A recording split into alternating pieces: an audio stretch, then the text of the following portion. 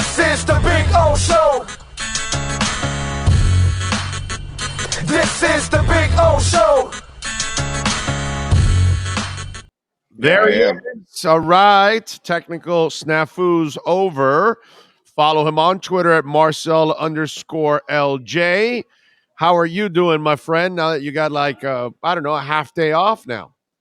Yeah, I didn't go. I live streamed the press conference today. That's look, man, I live in downtown Miami. The drive either way is longer than the interview was going to be. Yeah. Don't get me wrong. I have gone all the way over there just for a press conference before. I'll do it again. Today was not going to be that day. I got stories I'm writing on. I got a big tour piece that should be dropping on Tuesday. It's the one I've been working on. It should be dropping Tuesday. Finishing that up. Just turned my first draft in last night. Had another interview today. Got some good voices in there. Obviously, some that people are going to recognize. Maybe one that's less recognizable, but still knows Tua really well. It was a big help. So I'm excited to get that out, man. I was tripping out yesterday because he had a good day yesterday, and there are people talking about it, of course, but it's funny how it wasn't the same kind of conviction if he would have had a shitty day. And so I was just thinking about that yesterday. If he would have had a day where he was off and threw a couple interceptions, oh my God, the place would have blown up. ESPN would have had it front and center, NFL Network, CBS, everybody. And, they would have had him trading for Garoppolo by the afternoon is what would have happened. And so it's true. It's true. I don't know about all that. Well, maybe I went a little far in the Garoppolo thing, but he had a couple I don't know about bad days, but he had a couple days last week that obviously got national attention, but it wasn't from, as far as I know, we didn't cover it at ESPN because I didn't personally think it was that big of a deal. If we covered it, it was outside of me. Yeah, but I'm saying this would have been I'm saying like if he, which he practiced well against the Bucks too, and he practiced well against the Eagles. But if he would have failed in those two, I'm just saying, especially yesterday, if he would have had a bad day, things would have blown up, dude. It's funny how it's a double standard in a way that he doesn't get the same coverage. He doesn't get the same praise as he gets the same criticism. Let's put it that way. That's all I'm saying. And it's not you, because you're one of the fair guys, actually. You know what I mean? But the guys that I feel aren't necessary. Like yesterday, I heard Danny Cannell, and this is something that just roasts my craw all the time because it's complete bullshit. When people say, whoa, Tua's excuses are done. And, Cannell was saying that yesterday. And if I was in front of him, I would have said, bro, that's a lazy ass comment. Because, okay, is it a fact or is it an excuse that the offensive line sucked? No, it's a fact. Is it a fact or an excuse that they had no running game? No, that's a fact. Is it a fact or an excuse that they had no offensive coaches? That's a fact. Is it a fact or an excuse that the head coach didn't even like the quarterback? That's a fact. Is it a fact that the head coach thought he could win with Jacoby Brissett over Tua? It's not an excuse. That's a fact. Nothing has been an excuse for Tua. That's why I tell you that there's a double standard. So when the kid does well, he doesn't get the praise that you should give him. But when he doesn't do well, boy, they will go overboard with the negativity and the assessment, because nobody's made an excuse for Tua. Those are facts that he had to live through the last 2 years, not excuses. I guess so. I mean, you guess so? So I think when people use that excuses line, it's kind of just a euphemism for there's no more explanations as to why he can't succeed. There are no more reasons as to why he shouldn't be able to succeed here. It's an improved offensive line. They're struggling to run block, but as a pass blocking unit, they've been good this summer. He's got better receivers. He's got better coaches. He's got more support around him. It wasn't that all his receivers were injured last year, or was that a fact? I mean, injured or bad. Like I don't Whatever, pick your whatever. pick. Useless. How about useless? Like Outside of Waddle and oh, by the way, they didn't even know how to use Gesicki out there. They couldn't even so get him like on the field. the proper way to say it is not that there's no more excuses. It's that the Dolphins have isolated the variable here. And like I know like some people are gonna flinch at that. Like, what are you calling my quarterback? Like, relax. It's as respectful as possible. They isolated the variable, meaning that they took away all possible reasons why Tua should be able to succeed No, this year. or they corrected their weaknesses. Semantics. Okay. But Semantics. I'll go with corrected weaknesses because he's not a weakness. That's the way I look at it. When you're the least sacked quarterback behind the worst line and no running game, you're not a weakness. You found a way to make whatever you can, make chicken salad out of chicken shit. As the great Gary Stevens once told Kevin Ding of the Miami Herald, who is now with the Orange County Register, I still think he's. I was about to say, I know zero people that you just mentioned in that anecdote. Of Not course. a single person. Of course. You were born in the last 20 years. But 30 years come Okay, Sunday. 30, whatever. Hold on a second. Yeah, but the first 10 don't count. Respect You're not really following life. I'm just saying. Like, I learned how to read when I was 2.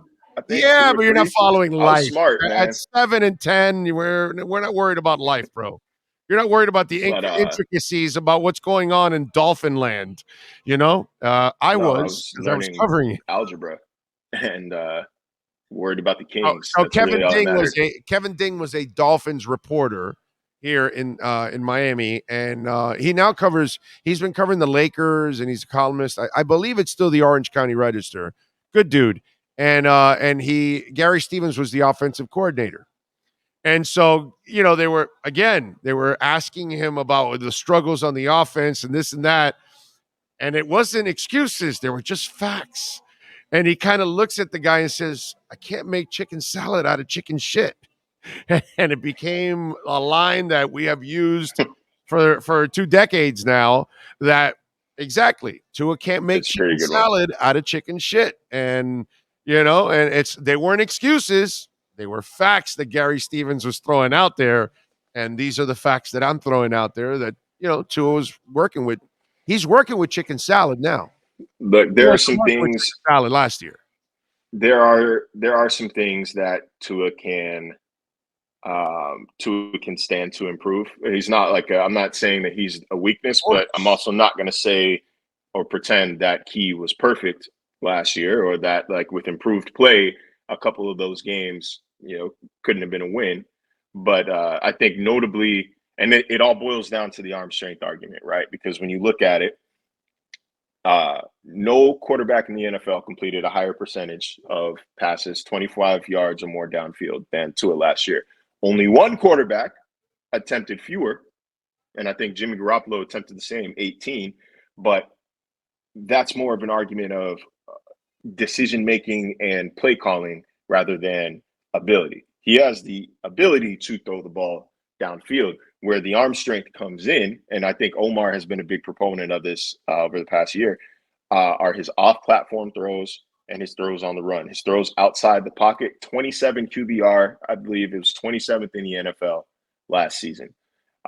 He habitually struggled to throw the ball across his body, which is a difficult throw for most NFL quarterbacks. It's a throw you're not supposed to make. You're not supposed to make it unless your name is Josh, Aaron, or Patrick, or Justin. That's not really a throw for you to do. Even Matt Stafford struggled outside the pocket last season. I think he might have had, Matt Stafford had a higher off-target percentage than Tua Tagovailoa did last year. Tua, I think, ranked 28th in the NFL in off-target percentage when throwing outside the pocket. What I'm saying, though, is that, and this is all going to be explained in my story on Tuesday, I'm excited for you guys to read, that's been a focal point for him over the offseason. Improving that has been a focal point for him this offseason. I talked to the people who helped him through it. And, I see the what's data. also going to help him through it is Mike McDaniel and the talent being schemed the right way. And then he will obviously look a lot better because he will have people that can get separation. He had no receivers that could get separation last year, and as for throwing downfield, you see Jimmy Garoppolo. That's an excuse because you have a line and a running game, and you had coaching, so you had opportunities to go downfield. Tua does not. You have 2 seconds to throw the ball. Your ass is on the ground if you're going to wait for something downfield, just like Pat Mahomes in the Super Bowl a couple years ago when he got there that he had no line and he could not get the job done. That's what this guy's been under for 2 years. So for me, when you compare the two, Jimmy had no excuse. He should have gone deeper more often, whereas Tua had no choice. He couldn't go deeper more often because he just didn't have the time. And again, it's more of an argument of decision making versus play calling, or decision making and play calling, than it is a lack of ability. And that's something I've been saying for months now, that arm strength is not ability to push downfield. It's ability to hit your receiver outside the sticks, to throw on the run outside the pocket, and throw off platform, all of which he seems to have improved this offseason. We will see, we'll see when he's actually got live bullets coming at him. There are live rushers coming at him. Possibly Saturday too. I would kind of expect him to play Saturday, but we'll see. McDaniel kind of saw today's stomach bug virus as a divine intervention, so I don't know what the butterfly effect of this virus is going to be, but I do think that Tua has the tools available to succeed this year. He's got a better supporting cast than he ever has had in his NFL career. It's not even close. He's got a better offensive staff. He improved the things that I thought he needed to improve on from last season. Again, he had very little help, but he didn't necessarily help himself at times either. If again, you look at his throws on the run, you can also argue, why was he throwing on the run? Because he had a bad offensive line. That's fine. But like, sometimes plays are going to break down. And he wasn't great at throwing on the run. He wasn't great throwing across his body. He recognized that, and he got to work on that this offseason with his strength and core building program with I'm not going to spoil it too much, but yeah, with Nick. So I think that, the pieces are there, but like, it's almost like a yin and a yang. It's been a 2-part cycle. The Dolphins held up their end of the bargain and said, okay, we're going to support you. And then Tua in turn sees that support, sees that respect. And now he's working on the things that he also needs to clean up on. It's not like, Tua was perfect. Everything around him. Nobody's perfect. He needed work. I think Tua was fine last year. Tua was fine last year. He wasn't, I'm not going to say he was great. I'm not going to say he was horrible. I'm less inclined to even say he was particularly good. He had his moments, but I think as a whole, Tua was fine last year. I think he has an opportunity to be good in 2022. Pretty simple. Say it with me. Tua is not the problem on this team. I don't think Tua was the problem on that team last year. I think I said that last year. Yeah. I think I said that last year. I know you're one of the few fair guys on Tua. From what I've seen in the media, you're one of the few guys that is fair with the kid. He has never been the problem on this team. He just has no support, and that's the difference. Now, let's get to the real controversy. Okay? Yeah, Tua is not a controversy. Never is. He's not a lightning rod or anything. Forget about that.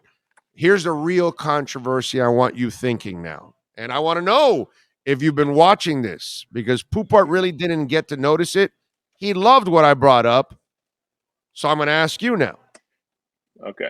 Out of the 5 guys, Eichenberg for me has been the weak link.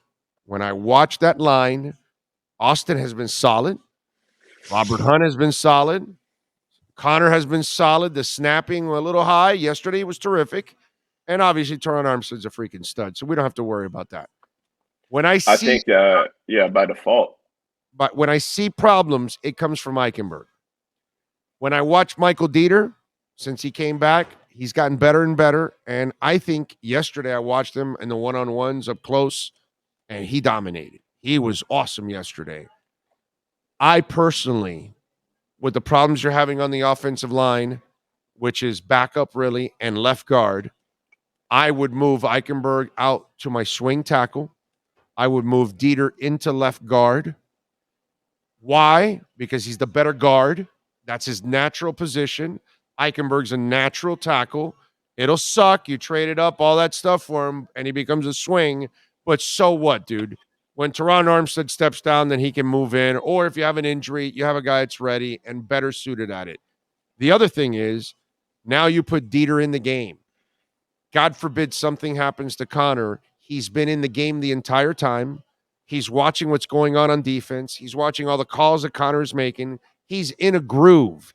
Easier to move him over and then bring Solomon Kinley or somebody else to play left guard, whatever, and then you can move on.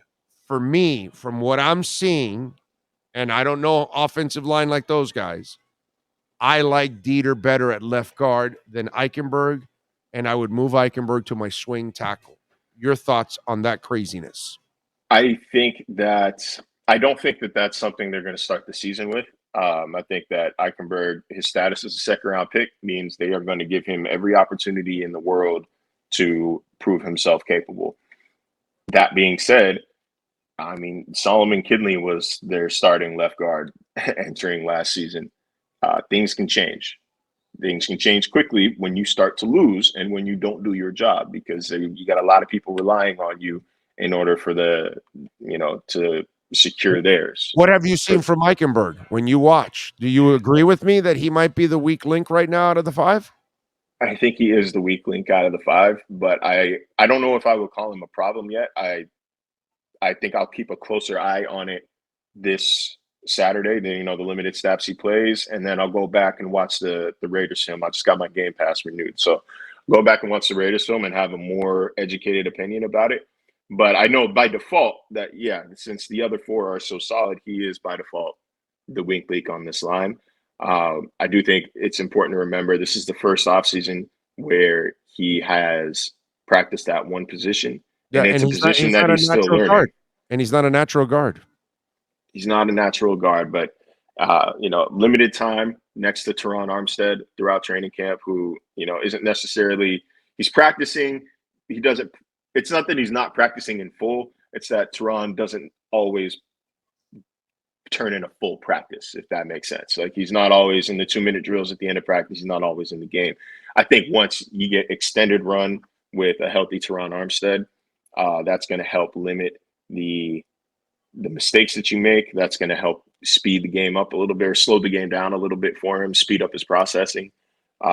I do think he'll be okay, but again, I need to watch and make sure that I'm not speaking out of my what, because I haven't noticed him as a specific weak point, if that makes sense. I haven't noticed him and say, like, looking at him last year, looking at Austin Jackson or Jesse Davis last year, but it was like, wow, that's not good. That needs to change. I haven't gotten that feeling or that sense this year. I don't hate the idea of Dieter at guard, which is his natural position instead of center. I don't hate the idea. I think that if Eichenberg struggles, that it's a pretty obvious line of succession. And I think he would excel at it because you've taken the center part away where he doesn't have to, do the extra thinking, and he can go out there, and still he's your backup center at the same time. So it kind of, I don't know. It just, and I like the way, by the way, I like what I've seen from Solomon Kinley. After all the weight stuff that we talked about, he might have been working on his agility and speed and all that, because that man is moving, bro. I mean, moving. I'm impressed with Solomon. I like what I've seen from him. He makes the team now for sure. Yeah, I mean, I think that he was making the team no matter what. But the weight thing is very much an issue, and I don't know how quickly he can move. Especially if they're asking him to pull it all at guard. I have to see it. I have to see it to believe it. But he's still going to make the team. Like, they only have. I turned in my 53-man roster yesterday. I've only got, I think, 9 offensive linemen making it right now, and he's very clearly in that top 9. All right, so you got your Tua story coming out. What else you working on over on the ESPN so folks can check it out? Marcel. That's it right there, man. That's been my focus for the past week. Again, there's a certain sense of just relief when you turn and file a story away. So I'm really excited about that. I'm really excited to share that with you. I think that there's some information in there that people are going to really find interesting. Some hard data in there that people are going to find interesting.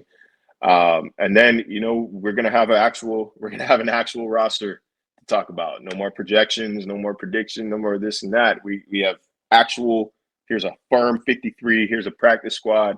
Let's start talking Patriots now. No more, will these guys play? Is this guy is this? And I'm eternally grateful for that, man. I can't wait to actually start the regular season talk. Yeah, can't wait to see him kick the Patriots' ass. That's going to be a lot of fun. By the way, man. Pat in Asheville says Marcel is the best beat reporter for the Finns right now. Energetic and gives a balanced view. Even though he complains about aches like a 60-year-old man sometimes. LOL. I am sore as shit right now as we speak. I did arms like 2 days ago, and they're stuck in one position, man. Like they're stuck bent. But they love you, but they don't want to see a 25-year-old dude complaining about his body. It's just I'm not 25. That's all right. What are you, 30? Okay, whatever. 30, I've 25. said so many times. I turned 30 on Sunday, so I'm not covering shit on Sunday. You're so I'm gonna old. be on a boat. I'm gonna be on a boat. But no, man, I appreciate it. Where can I turn back 26 years on the clock so I can go back to Marcel's age, please? Please let me turn back 26 years on the clock. I think that what's it called? I think that there's a lot of people on this beat that I respect that have been doing this a long time, and I defer to them in a lot of things. I think what helps me is that I haven't been paying attention to the Dolphins for 30 years. I come in with a fresher mindset and, not a lot of skin in the game per se. I've been doing this long enough that I know what to look for. But I don't have that like deep rooted emotion of covering, having to cover this team and that team or this bad team, this bad season, this scandal. It's just kind of like I got to start with a clean slate. So I appreciate that. People appreciate that. Looking forward to season number 2 and beyond, man. All right, man. Good stuff. Follow him on Twitter at Marcel_LJ. And we will catch up next week, my friend. Have a great weekend. Enjoy the game. And we will catch up later on. You be good out there, all right? Yes, sir. Thank you. There you go. You now have the edge. All you got to do is go to myedgedrink.com and order the finest energy drink on the planet. And when we talk about 78 calories, delicious, smooth, and zero aftertaste, and an amazing elixir. Oh, I love mixing. In fact, tomorrow I'm going to mix it up with a little vodka and enjoy. That is the edge.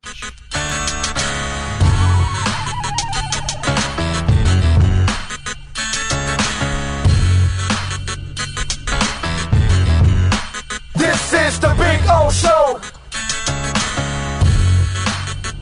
This is the Big O Show.